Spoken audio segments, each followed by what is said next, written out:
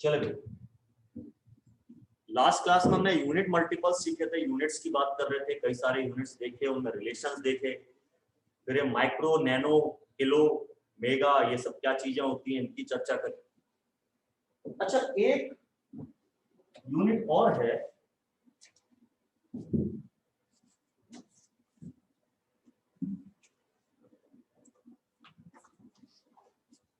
जिसका चर्चा अपन करना चाहते हैं, वो है टेम्परेचर।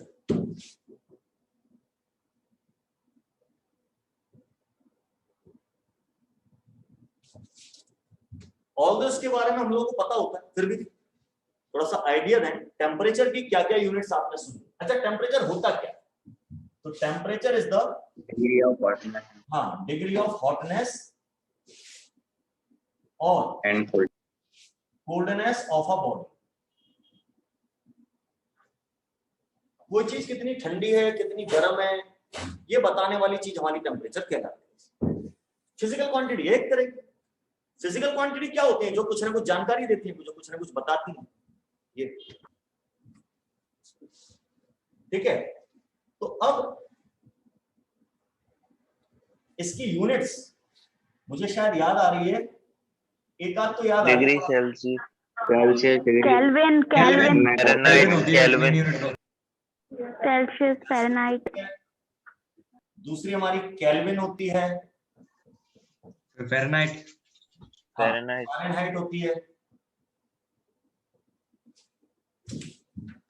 स्केच काम नहीं करता है।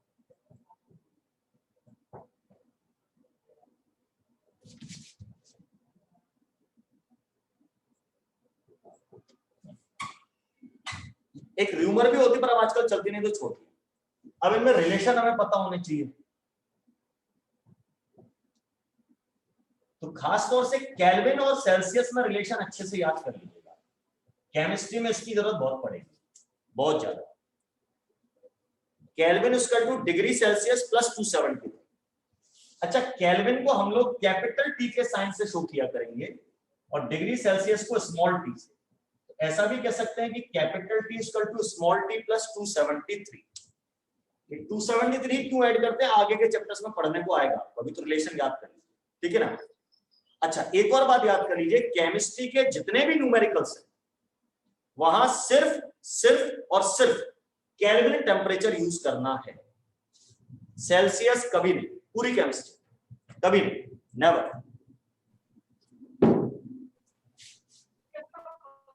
अगर आप बोर्ड ब्लर आ रहा है, दिया है तो पहले उसे केल्विन में बदलिए, फिर न्यूमेरिकल में रखिए। हाँ जी, बस बोर्ड ब्लर आ रहा है। तुम लोगों के बैच में क्यों प्रॉब्लम यार? करता हूँ फिर से कुछ कोशिश। सही आ रहा है सर आज तो ठीक है सर क्लियर है, सर क्लियर है। चल, एक आध किसी का दिक्कत होगी, फिर भी करता हूँ।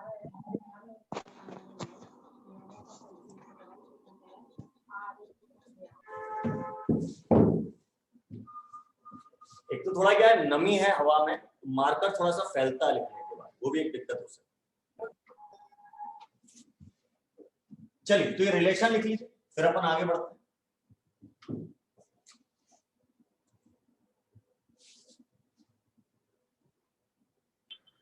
सर, केल्विन को कैपिटल टी से डिनोट करते हैं? हाँ जी, कैपिटल, और सेल्सियस को स्मॉल टी से हमेशा। Sir side please. हाँ सब।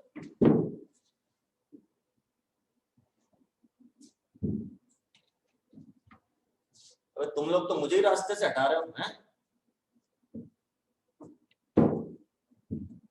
नहीं सर, वो देखे मतलब आप बोर्ड पे वो खड़े रहे थे ना यूनिट्स के सामने, तो दिख नहीं रही। नहीं, जस्ट जोकिंग।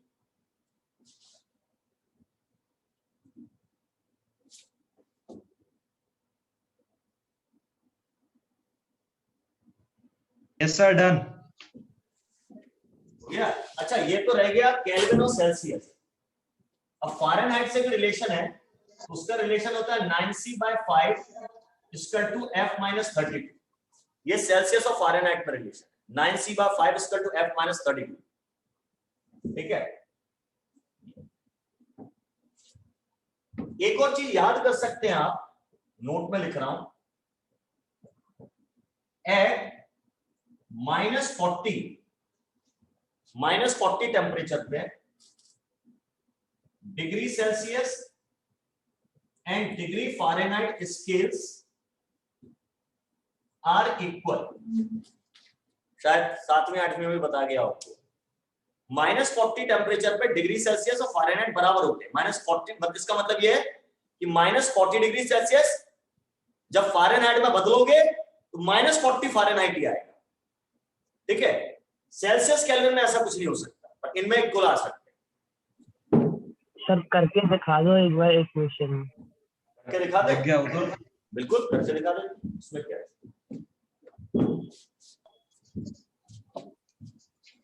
-72 बराबर आएंगे।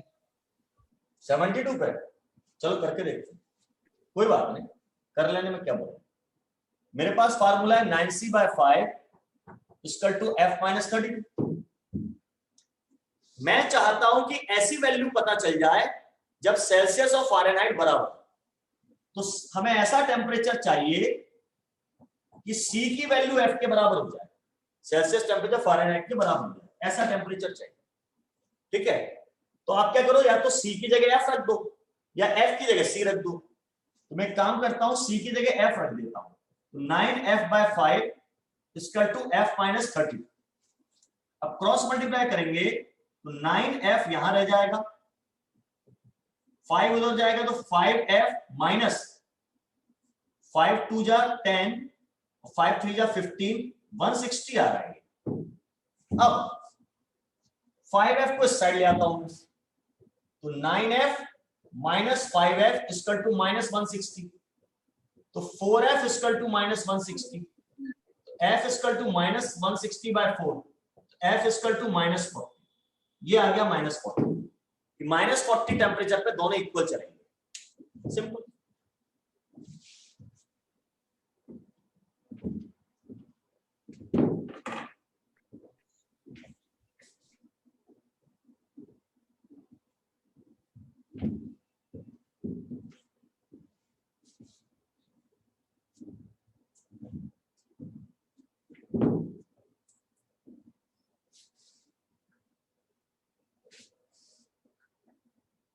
Yes sir. चलिए अब आगे बढ़ते हैं। अब यूनिट्स की काफी चर्चा हो गई, धीरे धीरे याद करिए इनको, और लोग कुछ तो याद होंगे, कुछ नहीं है।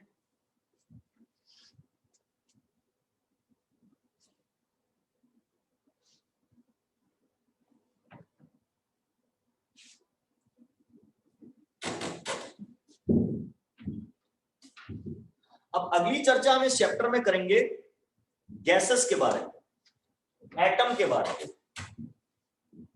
मॉलिक्यूल के बारे में, थोड़ी बहुत जानकारी, बेसिक नॉलेज। एटम क्या होता है बता चुका हूं मैं आपको। पुराने जमाने में ऐसा माना जाता था कि एटम सबसे छोटी यूनिट है मैटर की, उससे छोटा कुछ नहीं। और हमें तो आजकल पता है प्रोटॉन भी होता है, इलेक्ट्रॉन भी होता है, न्यूट्रॉन भी होता है, ग्रेविटॉन भी होता है, टाउन भी होता है, लेप्टॉन भी होता है, म्यूऑन भी होता है, बहुत सारे पार्टिकल होते हैं। आपने शायद एटम में 3 ही पार्टिकल सुने, प्रोटॉन, इलेक्ट्रॉन, न्यूट्रॉन। मैं 32 पार्टिकल सुनाऊंगा, 32। ठीक है ना, मैंने पहले ही बोला है कि 10 तक तो भूगोल पढ़ा है आपने, असली साइंस अब देखो। ठीक है, तो वो अलग बात होगी, एटॉमिक स्ट्रक्चर में देखेंगे अपन। फिलहाल मैं ये बात करने वाला हूं कि एटम सबसे छोटी यूनिट है, ऐसा किस आदमी ने कहा था सबसे पहले। तो इसके बारे में सबसे पहले, डाल्टन। हाँ, Dalton, John Dalton. Dalton Dalton. Dalton ने एक एटॉमिक थ्योरी दी। थोड़ा सा उसका भी ज्ञान प्राप्त कर लेते हैं, ये 9-10 में होती है, फिर भी Dalton's atomic theory.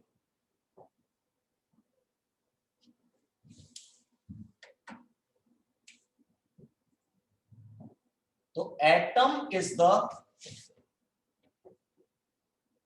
Smallest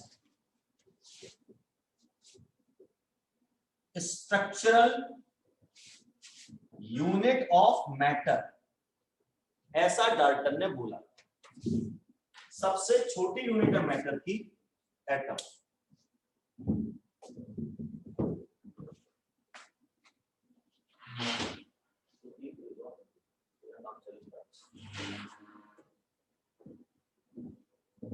smallest structural unit of matter.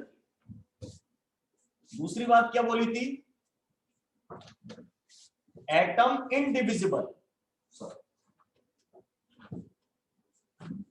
Atom is indivisible, यानी एटम को आप डिवाइड नहीं कर सकते दो टुकड़ों। सबसे छोटा है और इनडिविजिबल।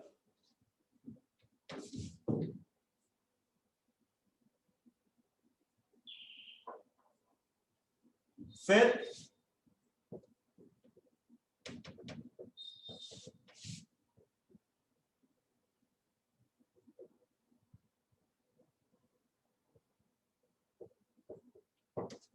एटम इज इनडेस्ट्रक्टिबल, एटम को आप डिस्ट्रॉय नहीं कर सकते, एटम इज इनडेस्ट्रक्टिबल। फिर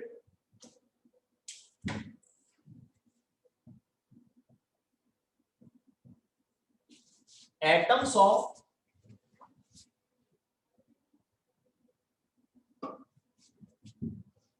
सेम सब्सटेंस, एक ही चीज के, are identical, same substance are identical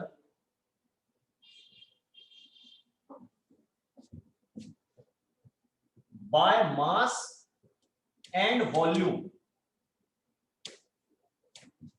मतलब एक ही चीज के मैं चाहे जितने एटम्स ले आऊं सब एक जैसे होंगे।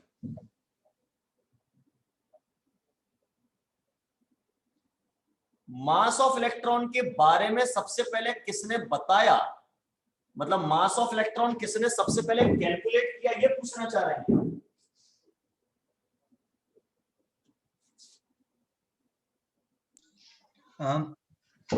अच्छा, ऐसा। चार्ज ऑफ इलेक्ट्रॉन सबसे पहले निकाला था हमारे मिलिकन ने, आर ए मिलिकन ने।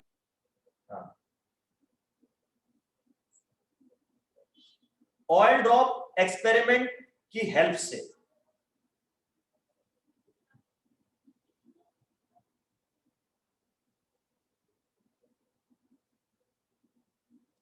लेकिन जो मास निकाला गया था वो निकाला गया था, एक मेथड होती है जिसका नाम होता है मास स्पेक्ट्रोस्कोपी।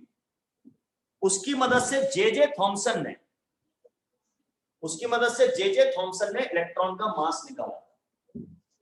भाई साहब, मैं अभी इंट्रोडक्शन टू केमिस्ट्री चैप्टर पढ़ा रहा हूं। जब मैं एटॉमिक स्ट्रक्चर पढ़ाऊंगा तब आपको मास किसने निकाला था, कैसे निकाला था, ऑयल ड्रॉप एक्सपेरिमेंट क्या होता है, सब पढ़ाऊंगा।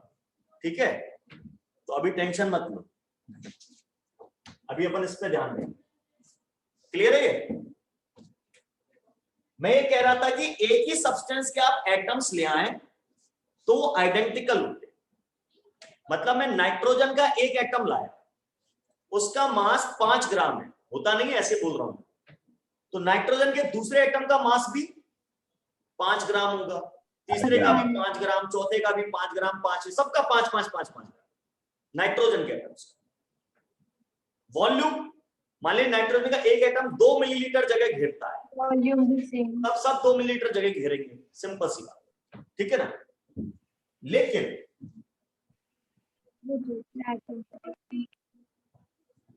but atoms of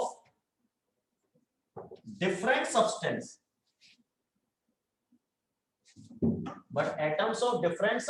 have different mass and volume। वो अलग अलग होंगे, सीधी सी बात है यार, इसमें क्या फर्क पड़ता है, सिंपल नॉलेज वाली बात। ये लिख लें।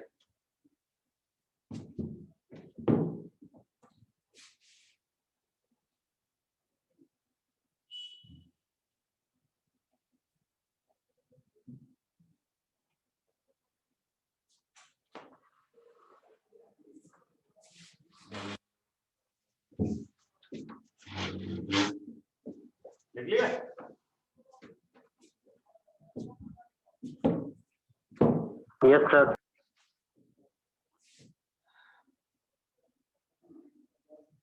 अच्छा, एटम्स आपस में जुड़ते हैं तो क्या होता है?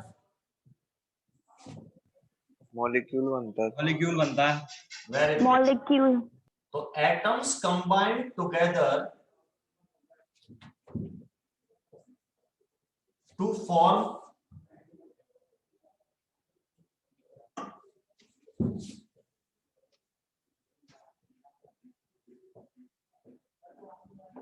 Compound atom.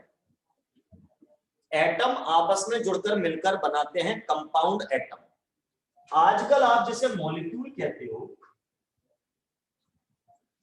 उसको डाल्टन ने कंपाउंड एटम कहा। ठीक है, ये भी लिख लें।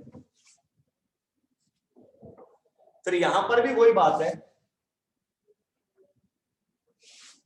Compound atoms of same substance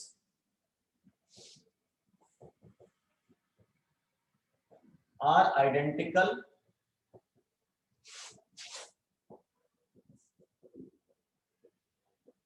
but that of different substance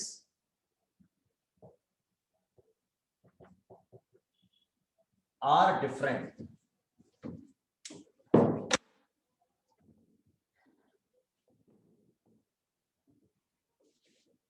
एक ही सब्सटेंस के एटम आइडेंटिकल होते हैं, अलग अलग सब्सटेंस के कंपाउंड एटम मतलब मॉलिक्यूल्स अलग अलग होते हैं। तो एटम के साथ बात होगी, मॉलिक्यूल के साथ बात चलेगी।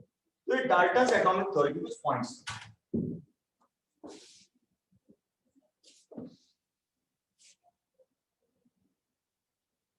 अच्छा, इनमें से ज्यादातर पॉइंट अब गलत, बल्कि सभी पॉइंट अब गलत साबित हो गए, सब गलत है। एटम से भी छोटे प्रोटॉन, न्यूट्रॉन, इलेक्ट्रॉन होते हैं, आप जानते हैं। एटम इनडिविजिबल नहीं, डिवाइड कर सकते हो आप, प्रोटॉन इलेक्ट्रॉन न्यूट्रॉन में तोड़ सकते हो।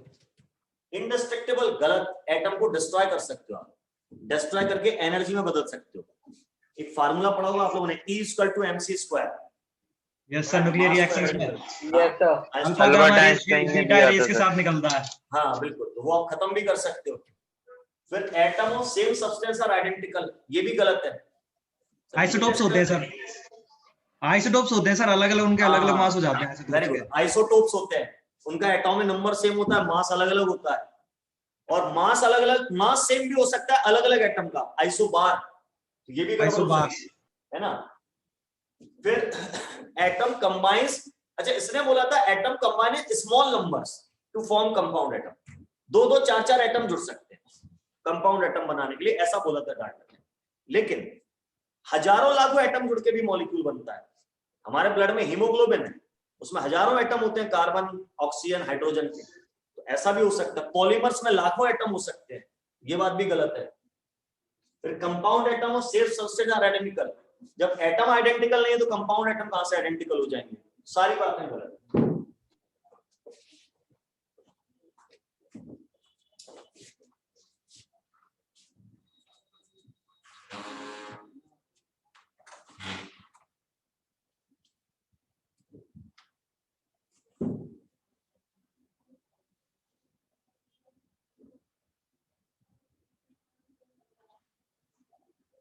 सर हाँ जी। सर कल मैं मतलब कोचिंग से वो बुकलेट लेके आया था सर, तो सर उसमें जो मतलब डीपीपीस थी सॉल्व करने के लिए, तो सर वो सारे चैप्टर्स की मिक्स है डीपीपी, अलग अलग चैप्टर की उसमें? नहीं बेटा, चैप्टर वाइज होती है ना, उसमें नहीं डीपी सर, मेरे को एक मिली, उसमें लिखा है A1 to A7, मैं और वही एक बता दूसरी रहा हूँ, मिली है वो सिर्फ B से करके। मैं वही बता रहा हूँ बेटा। A1 to A7, B1 to B18, फिर C1 भी मिल सकती है, फिर A के भी और मिलेंगे आगे जाके, ऐसे करके आपका पैकेट आते जाएंगे, है ना। करीबन आपको 70, 80, 100 के आसपास शीट्स मिलेंगी। इनमें क्या होता है, जैसे फिजिकल केमिस्ट्री की डीपीपी अलग होती है, ऑर्गेनिक की अलग होती है, केमिस्ट्री की बात करूं मैं तो, और इनऑर्गेनिक की अलग होती है। तो जैसे आपको फिजिकल की डीपीपी में, तो उसमें शुरू के जो है, जैसे फिजिकल का पहला चैप्टर अपन इंट्रोडक्शन टू केमिस्ट्री पढ़ रहे हैं, तो उससे रिलेटेड क्वेश्चन होंगे पहले A1 में, फिर A2 में अगले चैप्टर के होंगे, A3 में उसके अगले चैप्टर के हो सकते हैं, एक चीज। दूसरी चीज, मेन और एडवांस का सिस्टम होता है। A1 आपकी मेन टाइप की डीपीपी है, मेन एग्जाम की। A2 आपकी एडवांस एग्जाम के स्टाइल की डीपीपी है, ठीक है ना। तो अभी ये इंट्रोडक्शन टू केमिस्ट्री खत्म हो जाए, फिर मैं आपको वो सब सॉल्व करना भी सिखाऊंगा या समझना भी सिखाऊंगा कैसे करना, ठीक है ना।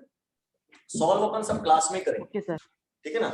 आपको काम दिया करूंगा कि आज ये 2 डीपीपी लगा के आनी है, मतलब से कल तक लगा के आइए, फिर कल अपन उस डीपीपी के डाउट डिस्कस किया करेंगे। ऐसा चलेगा।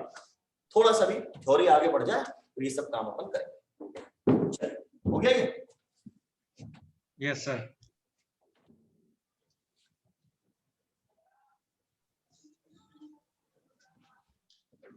अब ऐसी ही कुछ बातें हम लोग गैस के बारे में लिखना चाहते हैं कि गैस क्या होती है, कैसी होती है। तो गैस के बारे में भी सब लोग, कई लोगों ने अपनी अपनी बातें कही, ऐसी होती है गैस, ऐसी होती है वह गैस, पता नहीं कैसी होती है गैस। तो अपन कैरेक्टरिस्टिक्स ऑफ गैस लिख लेते हैं। गैस में क्या कैरेक्टर्स होते हैं। अब कई सारे तो आप खुद ही बता दोगे।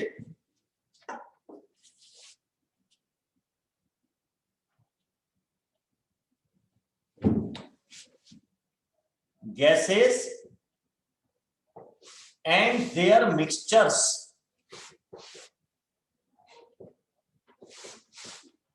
are homogeneous। होमोजेनियस मतलब आप गैसों को मिलाओगे तो वो यूनिफॉर्मली डिस्ट्रीब्यूटेड हो जाती है। ऐसा नहीं हो सकता कि यहाँ पे ऑक्सीजन ज्यादा है नाइट्रोजन कम है, वहां पे नाइट्रोजन ज्यादा है ऑक्सीजन कम है, ऐसा नहीं होगा। यहाँ भी 78% नाइट्रोजन है, 21% ऑक्सीजन है, वहां पर भी उतनी होगी। सब जगह यूनिफॉर्मली डिस्ट्रीब्यूटेड रहेगी।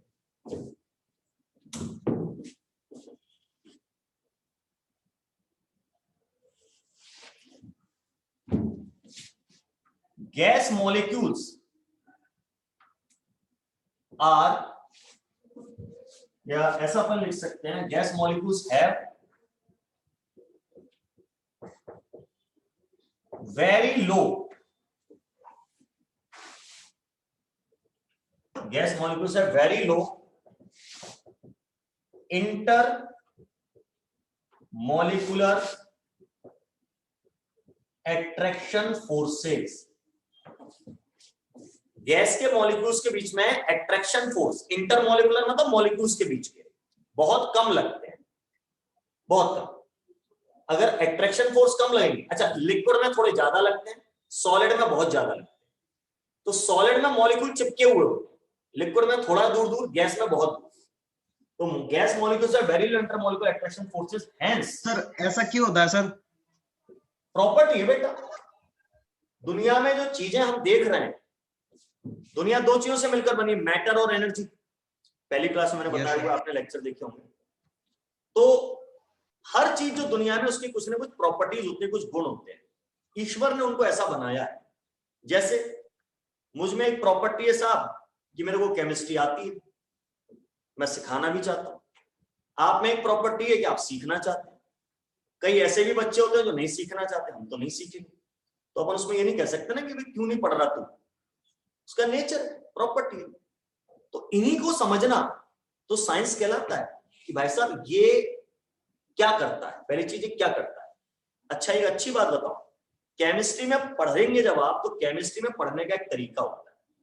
सबसे पहले आपको पता करना होता है क्या है ये चीज, क्या है, क्या करती है। फिर जाएंगे इस बात पे कि कैसे ये काम होता है। फाइनल काम होता है कि क्यों ऐसा होता है, क्यों ऐसा होता है। ठीक है। अब गैस मॉलिक्यूल्स में इंटरमोलिकुलर अट्रैक्शन फोर्सेस कम है। हमें पीरियोडिक टेबल में 118 एलिमेंट पता है, जिनमें से कई सारे सॉलिड्स हैं, लिक्विड सिर्फ 5 है, और गैस करीबन 12-15 गैसेस। तो इनमें कई सारे एलिमेंट सॉलिड क्यों है, लिक्विड क्यों है, गैस क्यों है? तो भैया उसका जवाब हमने बता दिया कि उनमें इंटरमोलिकुलर फोर्सेस ज्यादा होते हैं तो सॉलिड है वो चीजें। जिनमें थोड़े से कम है इंटरमोलिकुलर फोर्सेस वो लिक्विड है, और जिनमें बहुत ही कम है वो गैस है। आप लोग साहब इनमें इंटरमोलिकुलर फोर्सेस कम क्यों है? तो भैया एटम्स के बीच में जो इंटरमोलिकुलर फोर्सेस लगते हैं उनका टाइप होता है, एक होता है मेटालिक बॉन्ड, एक होता है डाइपोल डाइपोल इंटरेक्शन, एक होता है डाइपोल इंड्यूस्ड डाइपोल अट्रैक्शन, उसको डे बाई फोर्स कहते हैं, एक होता है इंड्यूस्ड डाइपोल अट्रैक्शन, उसको हम लंदन फोर्स कहते हैं, डिस्पर्सन फोर्स कहते हैं। तो ये जो बाद के फोर्स है वो गैसेस में पाए जाते हैं जो वीक होते हैं। अब ये सब बातें अभी एकदम से कैसे आएंगी, आपको एक चैप्टर पढ़ाएंगे गैसियस स्टेट, वहां ये सारी डिटेल आएगी। एक चैप्टर पढ़ाएंगे केमिकल बॉन्डिंग, वहां ये सारे फोर्सेज या बॉन्ड्स में आपको पढ़ाऊंगा। आप लोगों ने कोवेलेंट बॉन्ड और आयनिक बॉन्ड सुना होगा, दो बॉन्ड। मैं आपको 8-10 तरह के, हाँ मैं आपको 8-10 तरह के बॉन्ड पढ़ाऊंगा, ठीक है ना। तो वहां और डिटेल में जाएंगे। अभी तो ये समझिए इनका नेचर है, हर चीज का अपना खुद का नेचर होता है, उसके पीछे कारण जितने बता सकते हैं वो बता रहे हैं। अपन ने बताया गैस में मॉलिक्यूल्स में इंटरमॉलिक्यूलर अट्रैक्शन कम होते हैं। अब क्यों कम होते हैं उसकी चर्चा अपन करेंगे आगे, ठीक है। तो हैंस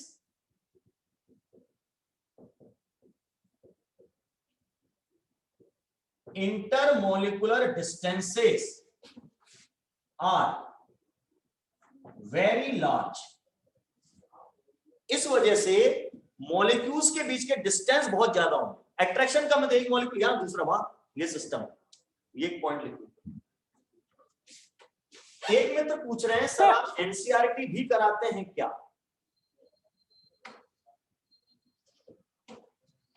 जवाब दे दूं? Yes, sir. और लोगों को भी चाहिए जवाब? ठीक है भैया, दे देता हूं।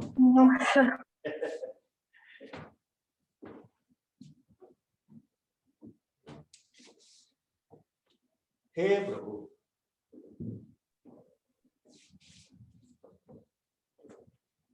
सर मैं दूं क्या? हाँ दो ना। सर मतलब ये सब जो पढ़ाते हैं ना वो सारा एनसीईआरटी से अपने आप हो जाता है। हाँ सही जवाब है। और उससे एक्स्ट्रा ही होता है मतलब। हाँ। भैया मित्र ने सर वैसे भी आप जो हिस्ट्री पढ़ा रहे हैं वो एनसीईआरटी में है, नोट्स में नहीं है। अच्छा अच्छी बात है। एक्चुअली क्या है, ये प्रश्न जो पूछा गया था वो इस तरह का था कि क्या आपके पास गुलाब जामुन मिलते हैं क्या? तो मेरा जवाब है भाई साहब रेजोनेंस में पूरी मिठाई की दुकान है। गुलाब जामुन भी मिलेंगे, रसगुल्ले भी मिलेंगे, बर्फी भी मिलेगी, काजू कतली भी मिलेगी, गाजर का हलवा भी मिलेगा, मूंग दाल का हलवा भी मिलेगा, सब मिलेगा।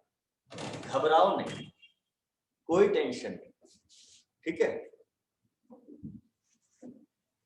एनसीईआरटी में या आपके स्कूल एग्जाम में 3 चीजें आती हैं। मान लीजिए हम 10 चीजें पढ़ाते हैं जिसमें ये 3 चीजें भी शामिल हैं।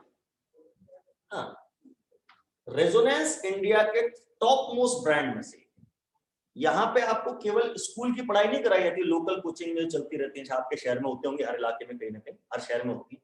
जैसे यहाँ मैंने सुना है शायद एक MLB कॉलोनी है, वहां बहुत चलती है, एक कंपू अम्पू पे चलती है। तो वो केवल 11th-12th एकेडमिक पढ़ाते हैं, कुछ नहीं कराते उसके अलावा। यहाँ पे आपको कॉम्पिटिटिव एग्जाम जो भी आप दे रहे हैं उसकी तैयारी होगी। KVPY मतलब जो IIT के बैच है वो IIT की तैयारी, जो नीट के बैच है वो नीट की तैयारी। उसके अलावा KVPY किशोर वैज्ञानिक प्रोत्साहन योजना, इसके एग्जाम की तैयारी। उसके बाद इंटरनेशनल ओलंपियाड्स की तैयारी।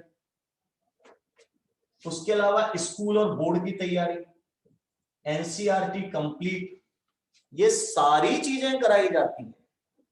कई सारे ऐसे एग्जाम्स की प्रिपरेशन भी आपको कराई जाती है जो आपने सुने ही नहीं होंगे।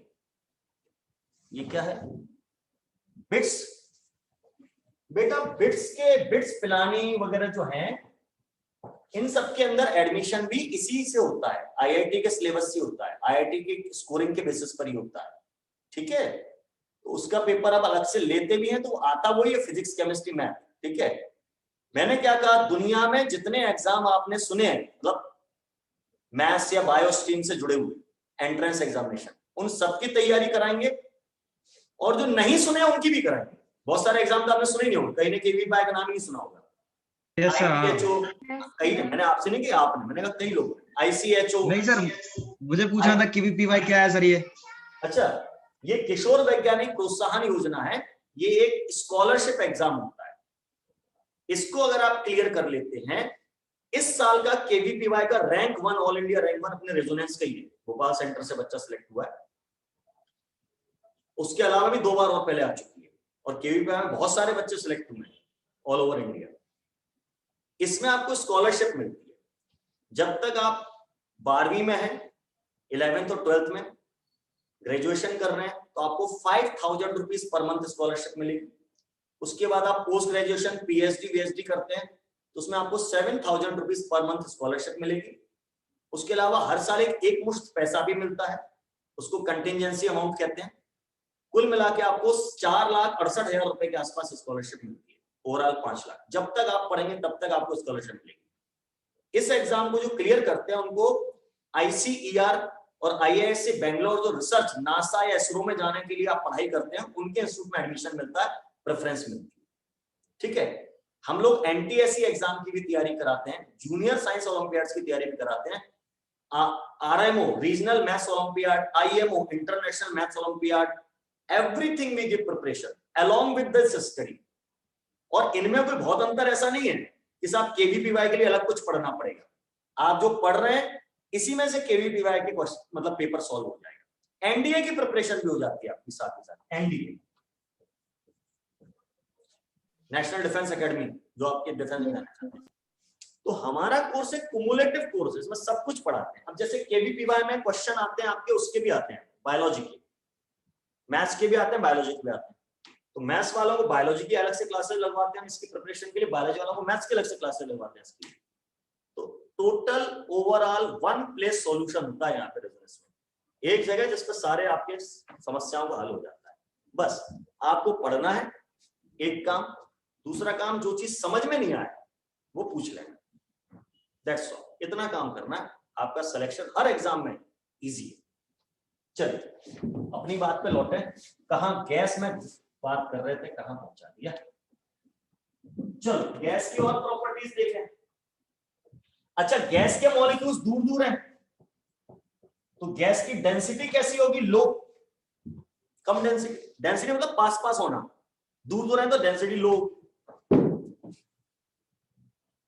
हाई काइनेटिक एनर्जी, हाँ क्या बोला? High kinetic energy. हाँ, गैस के मॉलिक्यूल्स में काइनेटिक एनर्जी हाई होती है जिससे वो दूर दूर भाग सकते हैं। ऐसा कह सकते हैं गैस है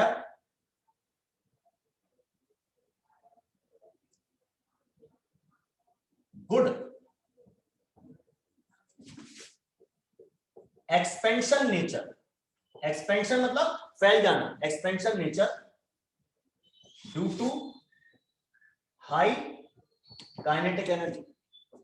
वैसे अगरबत्ती जला दो तो उसका धुआं धीरे धीरे धीरे धीरे पूरे कमरे में फैल जाता है, बल्कि अड़ोस पड़ोस तक भी खुशबू पहुंच जाती है। ठीक है ना? हाई एक्सपेंशन नेचर है, एक्सपेंशन इम्यूनिटी अच्छी है।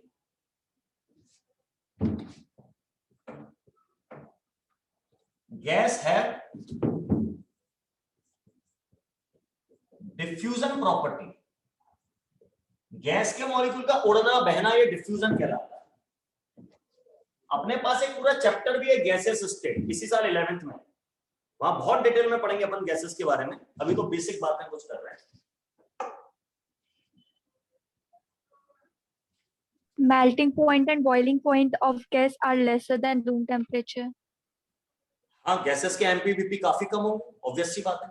सॉलिड के बहुत ज्यादा होंगे, लिक्विड के मीडियम होंगे, गैस के सबसे कम। तो MP and BP of gas molecules are very low, बहुत कम होंगे। तो सर गैस भी मेल्ट हो सकती है?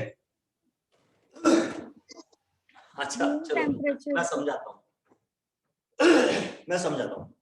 Good question. ये पानी लिक्विड है कि गैस है कि सॉलिड है? लिक्विड है सर। लिक्विड। क्या पानी गैस नहीं हो सकता? हो सकता है ना, वेपराइज होगा। वेपोराइजेशन गर्म करेंगे तो एटमॉस्फेयर में। वेरी गुड, गर्म करेंगे तो गैस हो जाएगा। सॉलिड नहीं हो सकता? हो सकता है सर ice रखेंगे बना सॉलिड हो देगा। जाएगा, कोल्ड करेंगे तो ठंडा करेंगे सॉलिड हो जाएगा। तो फिर अगर कोई पूछता है आपसे पानी कैसा है तो आप लिक्विड क्यों बोलते हो, सॉलिड गैस क्यों नहीं बोलते? मेनली हमें लिक्विड फॉर्म में मिलता है सर।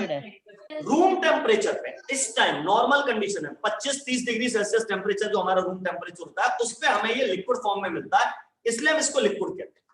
तो ऐसे किसी भी चीज को गैस तब कहते हैं जब वो रूम टेम्परेचर पे गैस फॉर्म में, ऐसा नहीं है अब गैस है इसको आप ठंडा करोगे तो लिक्विड हो जाएगी और ठंडा करोगे सॉलिड हो जाएगी। शायद आपने सुना हो dry ice, yes sir, solid CO2, solid CO2 carbon. हाँ तो आपने खुद ही पता है आप लोगों को।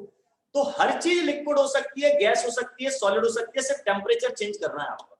मैं सॉलिड हूं, आप मुझे भी गैस में बदल सकते हो गर्म करके, हर चीज को कन्वर्ट किया जा सकता है, ठीक है। बस टेम्परेचर आपको किसी को ज्यादा देना पड़ेगा, किसी को कम। अब जब सॉलिड को आप गर्म करते हैं तो एक पर्टिकुलर टेम्परेचर के बाद वो मेल्ट हो जाता है। क्यों मेल्ट हो गया? क्योंकि आपने गर्म किया तो उसके एटम्स या मॉलिक्यूल्स के बीच में जो इंटरमॉलिक्यूलर अट्रैक्शन फोर्स लग रहे थे वो ब्रेक हो गए, कम हो गए, टूट गए, तो उसके एटम्स दूर या मॉलिक्यूल्स दूर दूर हो गए, तो वो लिक्विड हो गए। और गर्म किया और कम हो गया इंटरमॉलिक्यूलर अट्रैक्शन फोर्स, तो वो और मॉलिक्यूल दूर दूर हो गए, तो वो गैस हो गया। ये खेल होता है। या ऐसा समझ लो, जैसे मित्र ने बताया था काइनेटिक एनर्जी वाला मामला, सॉलिड के एटम्स मॉलिक्यूल्स की काइनेटिक एनर्जी कम है तो चिपके हुए, गर्म किया थोड़ी बढ़ गई, दूर दूर हो गए, और गर्म किया उड़ने लगे, गैस हो गए। ये सिस्टम होता है सॉलिड लिक्विड गैस में। तो गैस को ठंडा करेंगे तो लिक्विड में बदल जाएगी और ठंडा करेंगे तो सॉलिड। अब रूम टेम्परेचर पे ये क्यों है गैस? क्योंकि इसका MPBP रूम टेम्परेचर से कम है, इसलिए रूम टेम्परेचर पर आने से पहले ये मेल्ट भी हो चुकी है और बॉयल भी हो चुकी है। अब अगर किसी चीज का मेल्टिंग पॉइंट रूम टेम्परेचर से कम, मान low melting point 5 degree Celsius है और बॉइलिंग पॉइंट 90 डिग्री सेल्सियस है, तो 25 डिग्री सेल्सियस पे वो मेल्ट तो हो चुकी होगी पर बॉयल नहीं हुई होगी अभी, यानी वो चीज लिक्विड फॉर्म में होगी। जैसा एग्जांपल पानी का मेल्टिंग पॉइंट 0 डिग्री सेल्सियस मतलब बर्फ का, और बॉइलिंग पॉइंट 100, तो बॉइलिंग पॉइंट रूम टेम्परेचर से ज्यादा है, मेल्टिंग पॉइंट कम है, इसलिए वो लिक्विड फॉर्म है। अब मेल्टिंग बॉइलिंग पॉइंट दोनों रूम टेम्परेचर से कम होते, मान लो आइस के मेल्टिंग पॉइंट 0 डिग्री सेल्सियस होता, बॉइलिंग पॉइंट 5 डिग्री सेल्सियस होता, तो 25 डिग्री सेल्सियस वो बॉयल हो चुकी होती, यानी गैस फॉर्मेट में होती पानी। तो ये सिस्टम चलता है। तो गैस के MPBP वेरी लो होते हैं, रूम टेम्परेचर से भी कम होते हैं। यस सर, सही है। गैसेस एक्सर्ट प्रेशर, गैसेस को आप जिस भी कंटेनर में रखेंगे उसकी वॉल पर टकराएंगे, मॉलिक्यूल्स चलते रहते हैं, तो उन टक्करों से प्रेशर जनरेट होता है। Their shape and volume both can change. ये बात भी सही है, गैसेस का शेप और वॉल्यूम फिक्स नहीं होता, बदलता रहता है। सॉलिड का शेप और वॉल्यूम फिक्स होता है। जैसे डस्टर है, सॉलिड है, इसका शेप जैसा आज दिख रहा है वैसे कल भी दिखेगा, वैसे परसों, जितनी जगह ये आज घेर रहा है कल भी उतनी घेरेगा। हाँ, कुछ कह रहे हैं सौम्या? सर फिफ्थ वाले पॉइंट का मीनिंग क्या है? Guys have diffusion property. Gases have diffusion property. Diffusion property मतलब मॉलिक्यूल्स का एक जगह से उड़ के दूसरी जगह जाना। वही जो मैं एग्जांपल दिखा था, अगरबत्ती जला दो तो उसका धुएं के मॉलिक्यूल धीरे उड़ते हुए दूर तक पहुंच जाएंगे, इसको कहते हैं डिफ्यूजन। इंग्लिश में वर्ड है इसके लिए, हिंदी में समझ लो बहना, फ्लो होना।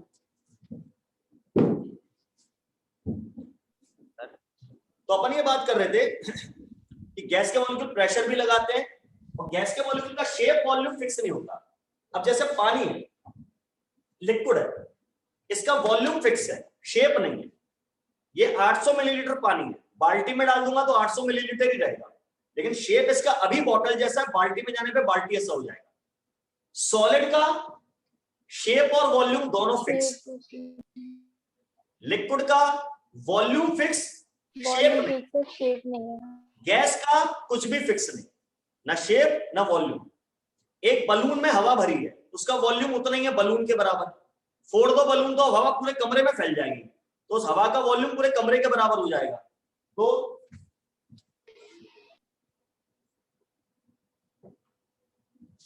shape and volume both are not fixed for gases. ऐसा गैसेस हाईली कंप्रेसिबल भी तो होती है। हाँ, कंप्रेसिबल है, आप उन्हें दबा सकते हो, मतलब वॉल्यूम कम कर सकते हो उनका, सॉलिड का नहीं कर सकते। नहीं बेटा, boiling point is never less than melting point. Melt होने के बाद चीज बॉयल होती है, बॉयल होने के बाद मेल्ट कभी नहीं हो सकती है ना, पॉसिबिलिटी।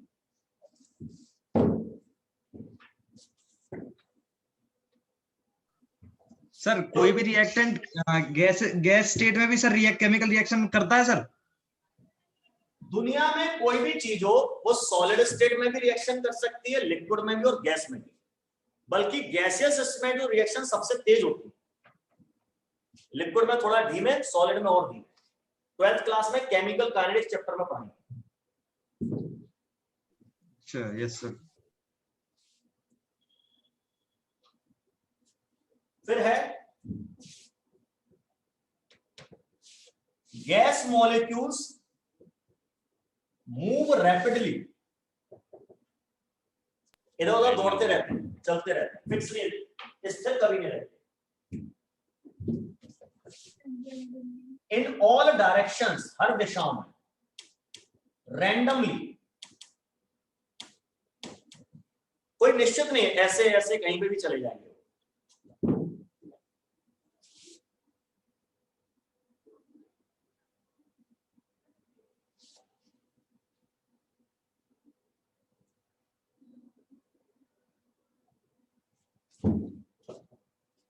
फिर अभी मैं बता ही रहा था, gases can be liquefied. Liquefied मतलब आप लिक्विड में बदल सकते हैं गैसेस को।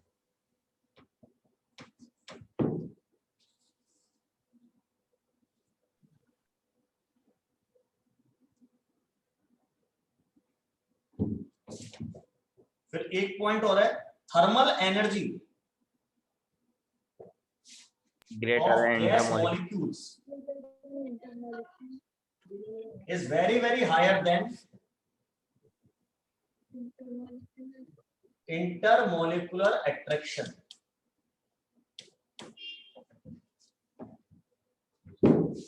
एक मित्र बोल रहे थे, gases are highly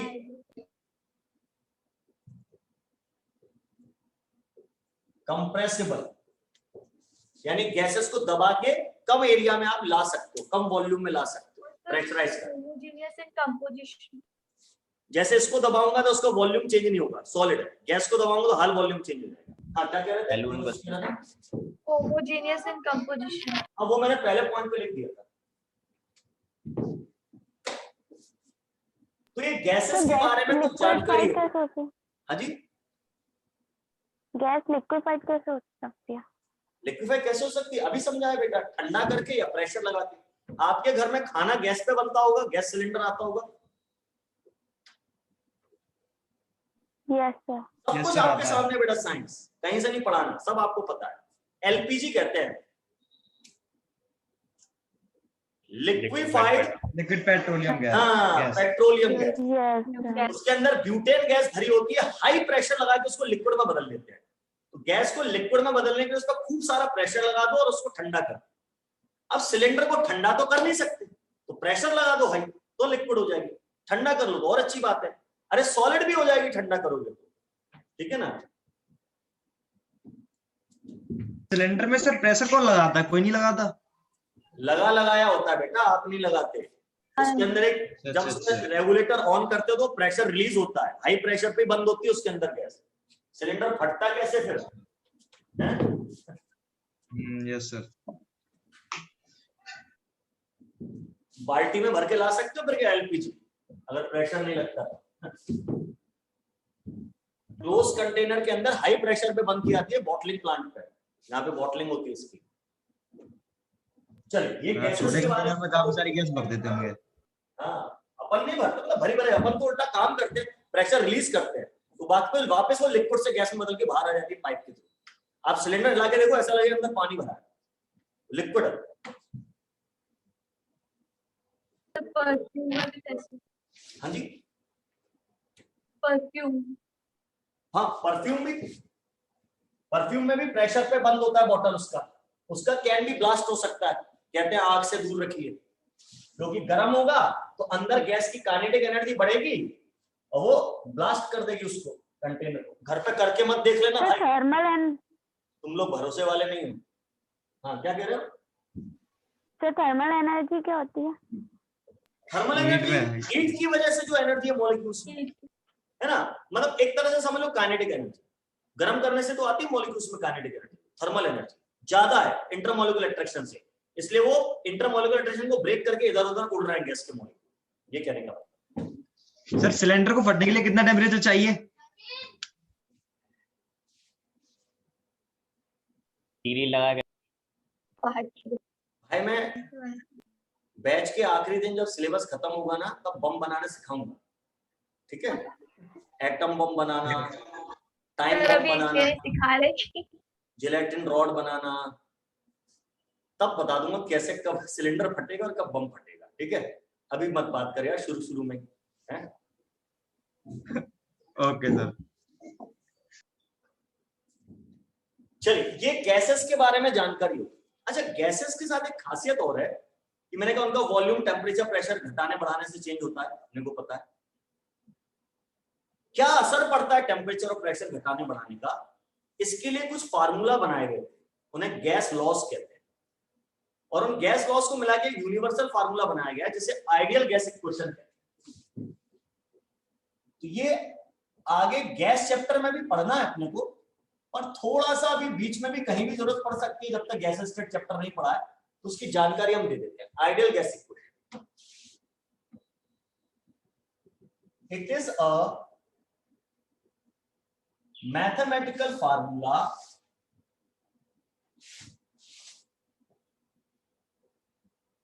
which gives effect of temperature and pressure on volume of gas। Gas के वॉल्यूम पर टेम्परेचर और प्रेशर का असर बताने वाला फार्मूला कहलाता है आइडियल गैस इक्वेशन। ये होता है PV = nRT। इसका इस्तेमाल पूरी केमिस्ट्री में लगेगा, इस साल भी, अगले साल भी, हमेशा जब तक केमिस्ट्री पढ़ोगे जगह जगह काम आता है। यहां P का मतलब है प्रेशर, गैस का प्रेशर। V का मतलब है वॉल्यूम ऑफ कंटेनर, जिस बर्तन में गैस रखी है। अब सर वॉल्यूम ऑफ गैस लिखी है आपके, वॉल्यूम ऑफ कंटेनर क्यों लिख रहे हैं?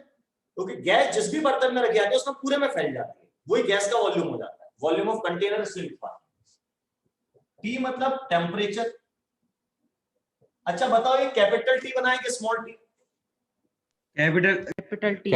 कैपिटल इससे क्या शिक्षा मिली? केल्विन में केल्विन है, ये केल्विन में है। Kelvin sir, kelvin. केल्विन। वैसे तो मैंने एक ही लाइन में खेल खत्म कर दिया था, केमिस्ट्री में तो केल्विन ही चलेगा। और वैसे आपको बता दूं फिजिक्स के लिए कि फिजिक्स में जहां फार्मूलाज में कैपिटल T लिखा दिखाई दे वहां केल्विन टेम्परेचर रखना, जहां स्मॉल t लिखा दिखाई दे वहां सेल्सियस टेम्परेचर रखना न्यूमेरिकल्स में, है ना? सब यूनिक चीजें आपको बताते चलो। अब ये n क्या है? फ़ारेनहाइट कहीं काम नहीं आता। हाँ जी, फ़ारेनहाइट कहीं काम नहीं आता। फ़ारेनहाइट बुखार नापने में काम आता है। अपन को बुखार आया था तो फ़ारेनहाइट में नापते ना। केमिस्ट्री और फिजिक्स में कहीं काम नहीं आता। हाँ, ऑल्दो इस सवाल को थोड़ा सा और समय लग जाए आपको सॉल्व करने में, ऐसा करने के लिए आपको फ़ारेनहाइट में टेम्परेचर दिया जा सकता है, लेकिन फार्मूला कोई नहीं है ऐसा पूरी फिजिक्स केमिस्ट्री में जहां फ़ारेनहाइट में टेम्परेचर चलता है। सेल्सियस या केल्विन में ही चलेगा। एन मतलब मोल्स। मोल्स क्या होते हैं? Unit of amount of substance की है, यूनिट अमाउंट ऑफ सब्सटेंस नाम यूनिट है। चर्चा भी करेंगे इसके बारे में। और अब आर जो लिखा है ये कांस्टेंट है, इसका नाम होता है यूनिवर्सल गैस कांस्टेंट। ये फार्मूला पूरा फिजिक्स में भी काम आएगा, एक चैप्टर है केटीजी, उसमें काम आता है यूनिवर्सल गैस कांस्टेंट। जी, तो अब अपन इसको यूनिवर्सल गैस कांस्टेंट की वैल्यू पता होनी चाहिए। तो उसकी एक वैल्यू होती है 0.0821। 0.0821 लीटर एटीएम पर मोल इनटू केल्विन, ये इसकी यूनिट है 0.0821। गुणा भाग करने में 0.0821 डिफिकल्ट लग सकता है आपको, इसको आप 1/12 लोगे तो नहीं आता है, 1/12 होता है 0.0825, ठीक है 0.0821 लिख लिया अपन। ये लीटर एटीएम है। इसकी दूसरी यूनिट होती है 8.314 जूल पर मोल इनटू केल्विन। इसको भी आप सिंपल नंबर में 100/12 लिख सकते हो, 8.314। तीसरी यूनिट होती है 2 कैलोरी पर मोल इनटू केल्विन। अब 2 तो सिंपल नंबर ही है, कोई दिक्कत नहीं। ये इसकी 3 वैल्यू है, तीनों वैल्यू सेम है, अलग अलग नहीं है।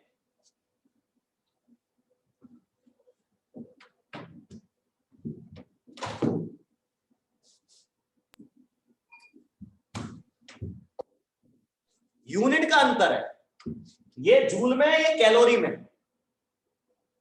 और आपको बताया था 1 कैलोरी में लगभग 4.18 जूल होते हैं। 4 दूनी 8, 2 कैलोरी हो गया 8.314 जूल करीब। यहां लिखा है लीटर एटीएम। अब लीटर एटीएम भी बेटा एनर्जी की यूनिट है।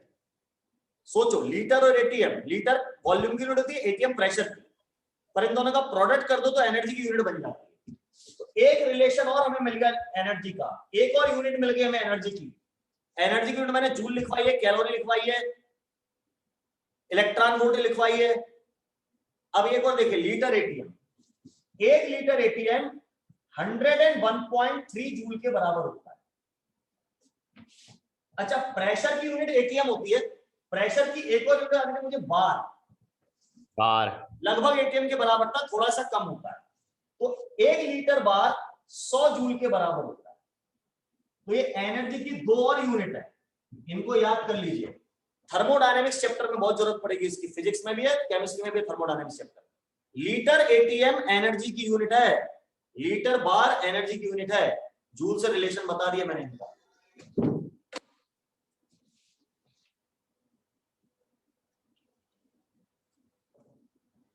तो इसका मतलब तो sir energy equal to volume into pressure. बिल्कुल सही, सही पकड़े हैं, ये एनर्जी यूनिट है।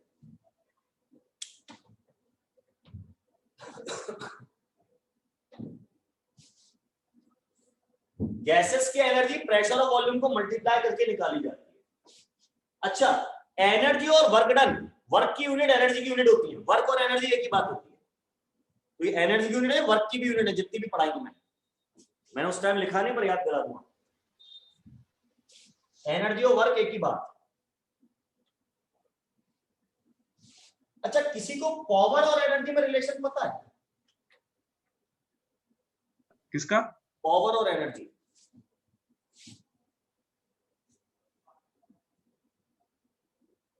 Work done upon time taken, यानी एनर्जी अपॉन टाइम। हाँ, energy upon time equal to power.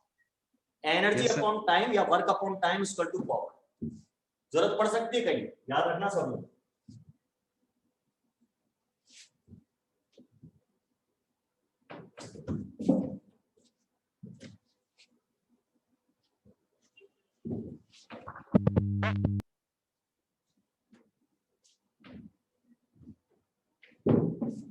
अब इसमें फार्मूले में एक चीज आई, पीवी इक्वल टू एनआरटी में एन।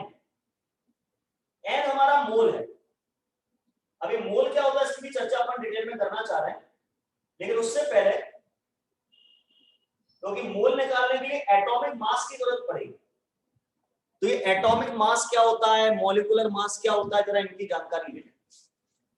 एटॉमिक मास वैसे आप याद करते हो पीरियोडिक टेबल से, नाइट्रोजन का एटॉमिक मास 14 है, ऑक्सीजन का 16 है। कुछ एलिमेंट्स के तो याद होंगे और करने पड़ेंगे, 30 तक याद करवाऊंगा मैं। एनर्जी और हीट में क्या डिफरेंस है? एक क्वेश्चन आया है कि एनर्जी और हीट में क्या difference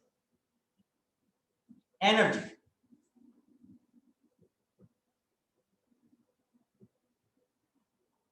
sound energy,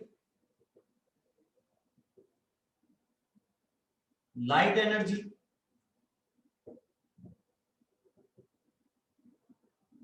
heat energy, electrical energy,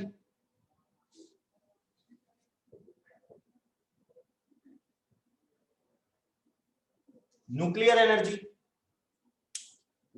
उम्मीद है समझ में आ गया होगा। Heat energy is a type of energy. Energy कई तरह की हो सकती है, sound, light, heat, electrical, nuclear, और भी बहुत तरीके के हो सकते हैं। ठीक है ना।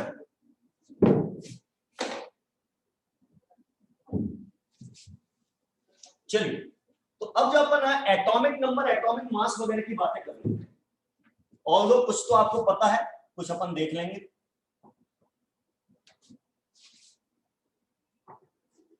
Atomic number, what is atomic number? Number of protons in nucleus. इसको हम जेड से डिनोट करते हैं, और सही बोला मित्र मैं, it is the number of protons in the nucleus of an atom. किसी एटम के न्यूक्लियस में जितने प्रोटॉन होते हैं उसको हम एटॉमिक नंबर कहते हैं और जेड से दिखाते हैं। ठीक है, यानी आप ऐसा कह सकते हैं जेड इक्वल टू पी।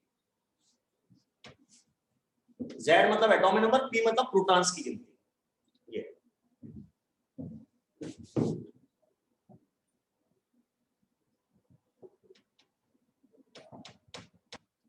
फिर है एटॉमिक मास। ये क्या होता है?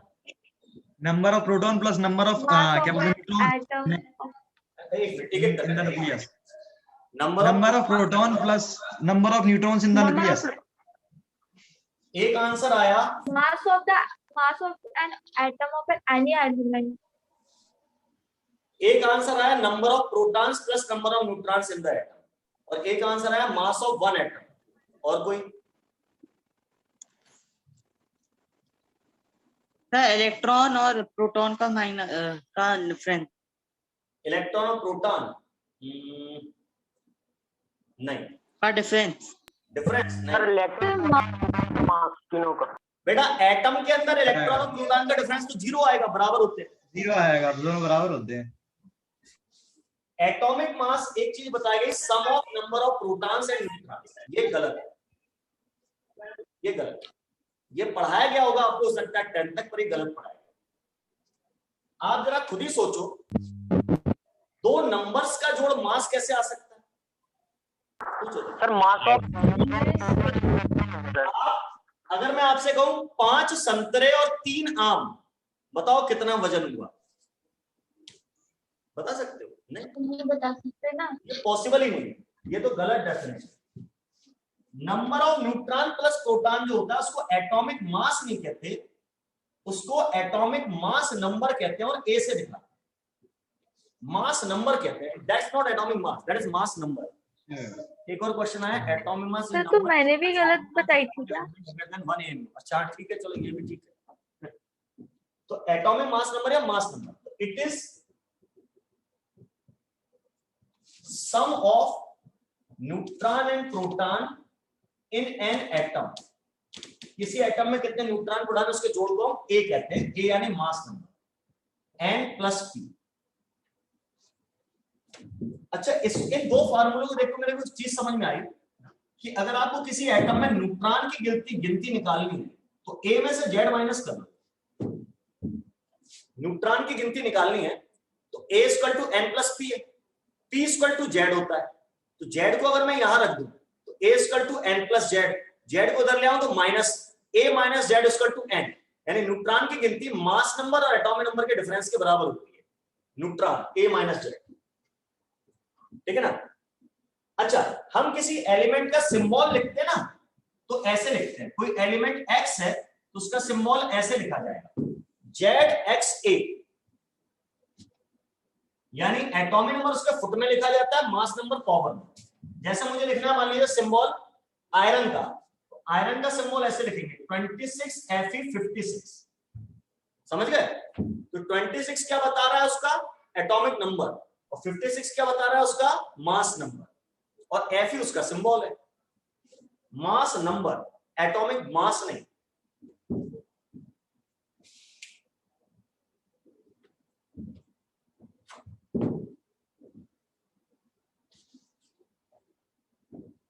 तो फिर यार ये एटॉमिक मास क्या होता है, तो अपन अभी चर्चा करते हैं। मैंने डेफिनेशन गलत बताई थी क्या उसकी? क्या क्या बेटा 10th में डेफिनेशन गलत सिखाई थी? नहीं सर, एटॉमिक मास की मैंने भी डेफिनेशन बताई थी, वो भी गलत थी क्या? कौन सी? Mass of one atom? Mass of an atom, हाँ, ऑफ एन एलिमेंट। हाँ नहीं सही है ना, अभी उस पर जा रहा हूँ ना, अभी लिखी कहा मैंने, लिख रहा है ना उसी पे लिख रहा है।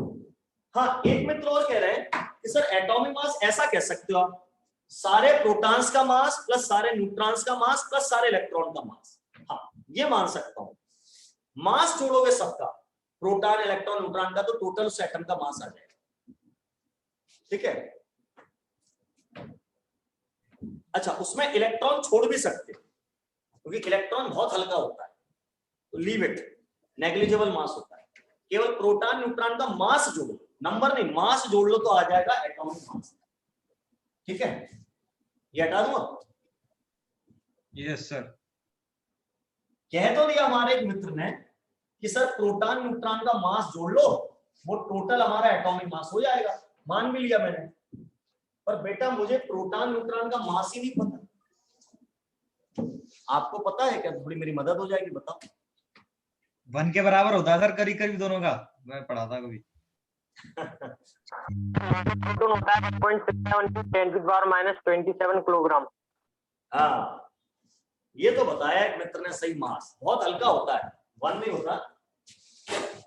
प्रोटॉन का अगर मास लिया जाए तो 1.6725 इंटू 10⁻⁻27 किलोग्राम होता है। ग्राम में लिखोगे तो 1.6725 इंटू 10⁻⁻24 ग्राम होता है।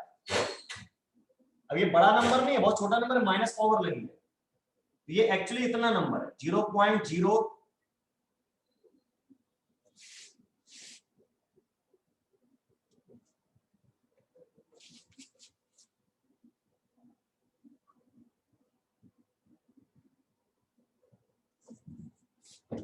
इतना हल्का होता है प्रोटॉन, इतना सा मास है उसका केवल।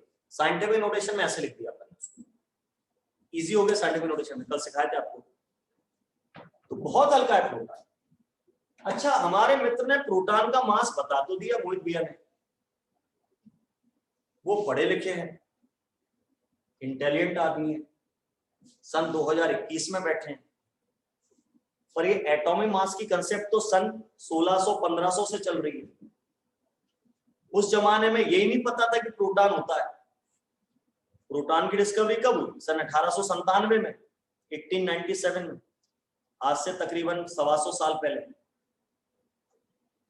तो इलेक्ट्रॉन, प्रोटॉन, न्यूट्रॉन पता ही नहीं थे तब तक। तो मान लो मैं सन 1700 में बैठा हुआ हूं, आप भी सन 1700 में पहुंच जाओ। सन 1700 में क्लास चल रही है अपन लोगों की केमिस्ट्री की, आप पढ़ रहे हो, मैं पढ़ा, आज से 300-325 साल पहले की बात। तब मुझे प्रोटॉन, इलेक्ट्रॉन, न्यूट्रॉन पता ही नहीं। तो अब मैं एटॉमिक मास को कैसे डिफाइन करूं? अच्छा सुनो, सन 1700 में मुझे एटॉमिक नंबर भी नहीं पता क्या होता है, मास नंबर भी नहीं पता, क्योंकि जब प्रोटॉन, न्यूट्रॉन नहीं पता तो ये सब कैसे पता चलेंगे? तो पुराने जमाने में साइंटिस्ट को एटॉमिक नंबर नहीं पता था, मास पता था, फिर भी एटॉमिक मास पता था, मास नंबर नहीं, एटॉमिक मास पता था। मास कैसे पता था? वजन तो आदमी तोलते ही है ना, मास कैसे पता था? वही तो खेल है बेटा, ये तो सिखाना है मेरे को। सुना तो सब है पर सीखा कभी नहीं आप लोगों ने ये सब चीजें, सिखाने वाले तो काम है मेरा। तो पहले थोड़ा अपने दिमाग को सन 1700 में ले जाओ,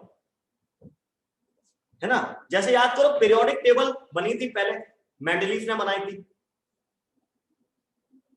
तो मेंडलीफ ने अपनी जो पीरियोडिक टेबल बनाई थी वो एटॉमिक मास पे बनाई थी, यार एटॉमिक नंबर पे नहीं। एटॉमिक नंबर पे तो बहुत बाद में बनी, क्योंकि उस टाइम एटॉमिक नंबर पता ही नहीं था उसको, ये ऐसी भी कोई चीज होती है दुनिया में। आज से 2 साल पहले आपको कोरोना नाम की कोई चीज पता थी? अब सब पता है, अब सबको पता है, बच्चे को पता है। तो नई नई डिस्कवरी होती रहती है। तो यहां समझो सन 1700 में आप बैठे हो, आपको प्रोटॉन इलेक्ट्रॉन न्यूट्रॉन कुछ नहीं पता, अब एटॉमिक मास को डिफाइन करना है प्रोटॉन इलेक्ट्रॉन न्यूट्रॉन की मदद के बिना।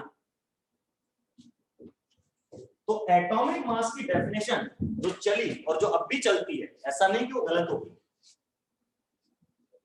ये जो आप बता रहे हो प्रोटॉन न्यूट्रॉन इलेक्ट्रॉन के मास को जोड़ लो, ये एटॉमिक मास निकालने का तरीका है। तो what is the definition?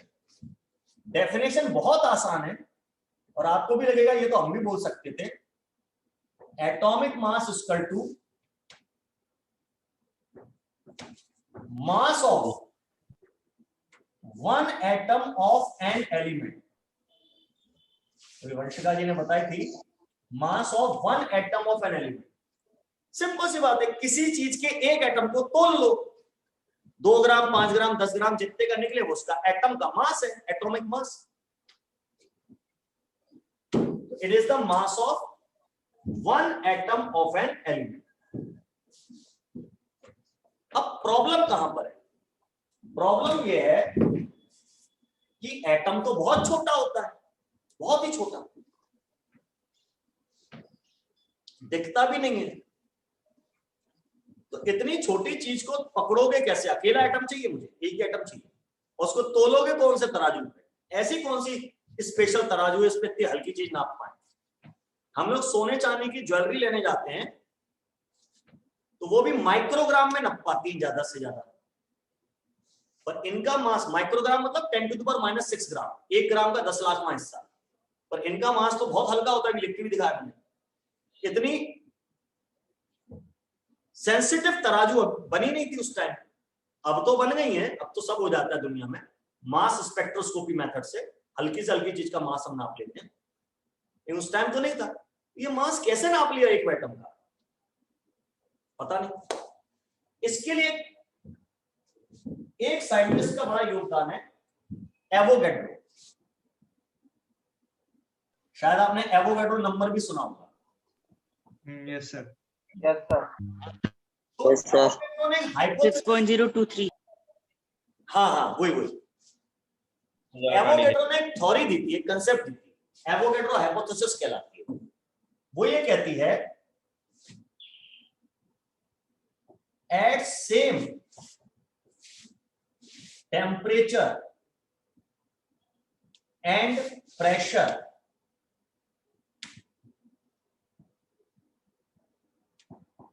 equal volumes of all the gases contain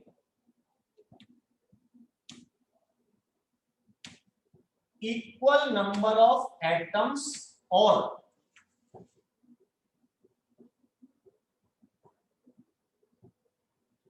molecules।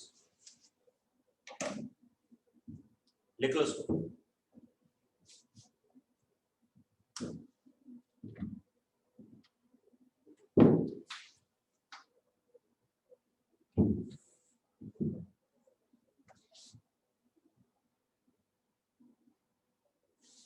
मतलब थ्योरी ये कह रही है कि मान लो मैंने ऑक्सीजन गैस ली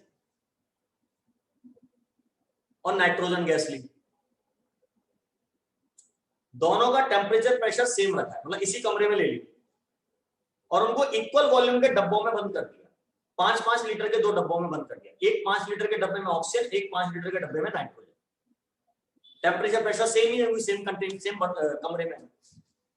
तो उन्होंने कहा कि इन दोनों गैसेस का टेम्परेचर सेम है, प्रेशर सेम है, वॉल्यूम भी सेम है, वो सेम कंटेनर में रखी है, एक ही अलग अलग कंटेनर है पर सेम वॉल्यूम के 5-5 लीटर। तो फिर इनके अंदर मॉलिक्यूल्स की गिनती, नंबर ऑफ मॉलिक्यूल्स भी सेम हो। अगर ऑक्सीजन वाले डिब्बे में 50,000 मॉलिक्यूल है ऑक्सीजन के, तो आपको नाइट्रोजन के मॉलिक्यूल गिनने की जरूरत नहीं है, वो 50,000 ही निकलेंगे ऐसा। तो टेम्परेचर प्रेशर वॉल्यूम सेम है तो नंबर ऑफ मॉलिक्यूल्स भी सेम हो, या उल्टा टेम्परेचर प्रेशर और नंबर ऑफ मॉलिक्यूल सेम है तो वॉल्यूम सेम आएगा, ऐसा इन्होंने बोला था। कई सारे एक्सपेरिमेंट करके रिजल्ट उन्होंने समझा, निकाला, ये ऑब्जेक्ट इन्हें समझा इस चीज को। अब इससे एटॉमिक मास पता करने में कैसे हेल्प मिली या क्या हुआ? एटॉमिक मास पढ़ा रहा हूं, फिर एक ग्राम एटॉमिक मास पढ़ाऊंगा, एवरेज एटॉमिक मास पढ़ाऊंगा, ये सारा जादू दिखाऊंगा मैं अगली क्लास में, एक जादू भी करके दिखाऊंगा, ठीक है ना। तो सारा अपन करेंगे नेक्स्ट क्लास में। आज के लिए इतना ही है। आज के सारे पॉइंट्स रिवाइज करके रखिए, नेक्स्ट क्लास में अपन इन पे आगे चर्चा करेंगे, ठीक है। Thank you. Thank you sir. Okay sir. Yes sir. Thank you, sir.